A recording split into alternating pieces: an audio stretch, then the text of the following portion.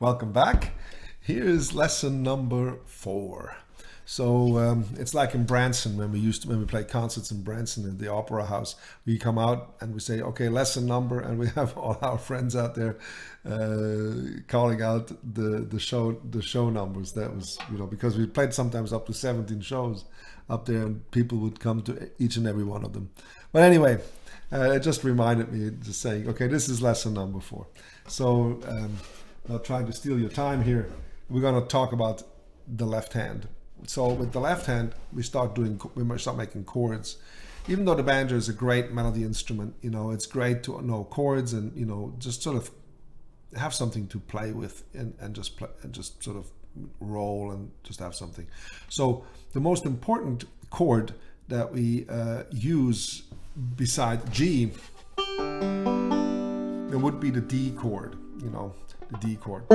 But there's a very simple form of a D chord, which is called a D7 chord, which is called the dominant 7 chord of G. Very complicated. But I'll talk about that some other time in length, not now. Now we just need to know there's a D chord. And when you look at music, music is like breathing in and breathing out. There's tension and tension relief. So when I play a G chord, it just has like, it's very, how would you say that? Round, there's nothing much tension. It doesn't have an urge. It's like home, right? So it's like breathing out. But when I do a D7 chord, which is the middle finger on the 3rd string here, on the 2nd fret, and the index finger on the 1st string, on the 2nd string, on the 1st fret. So like this, these 2 notes, right? Can you see it? These 2 notes. And you just have to be careful that you don't hit with the index finger another note, just sort of go in a more straighter angle down, not too flat. So yeah, like that. And then you see from the back, I hold my thumb like that here, not like that. I just hold a little bit, not really like that, but sort of here. And I try to keep this a little bit straight, not too much like that, like that. See that? Okay. All right. So I press down, but not too hard. I don't have to press too hard. If I press too hard, I press it out of tune. So just enough, and also not way back here. Rather, play it closer to the fret. So you need a lot less strength to pull the string down. So that's a D7 chord. It's a D chord basically with just an added note.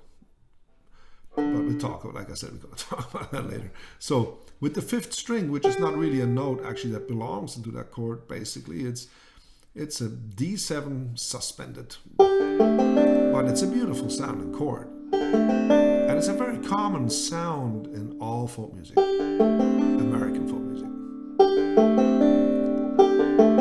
Sounds beautiful. Now when you just strum over the banjo like that, and strum and go back to G, this D7 chord, there's lots of things going on. It's not quite resolved. There's a feeling of anticipation. So it's like breathing in. It's like when somebody is surprised, he usually doesn't breathe in. He goes like, you sort of breathe in. So, and then you play a G chord.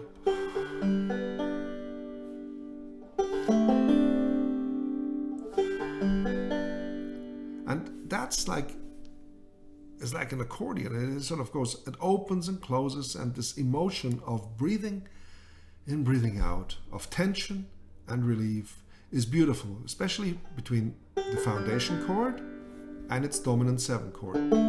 So you can find, in classical music, for instance, in Beethoven, who I love so much, he has passages where he goes back and forth between these 2 notes, bar after bar after bar, and he does all kinds of things, just has melodies going over these 2 chords. Doesn't even change many other chords. In bluegrass or old-time music in particular, there's a lot of tunes, you know, that just have two chords, like Sally Gooden, or, you know, and many others that just sort of, it's enough. 2 chords.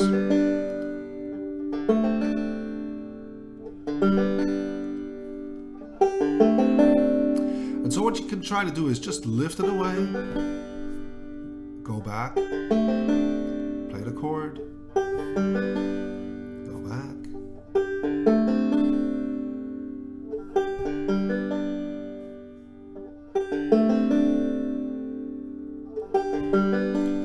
Always do that.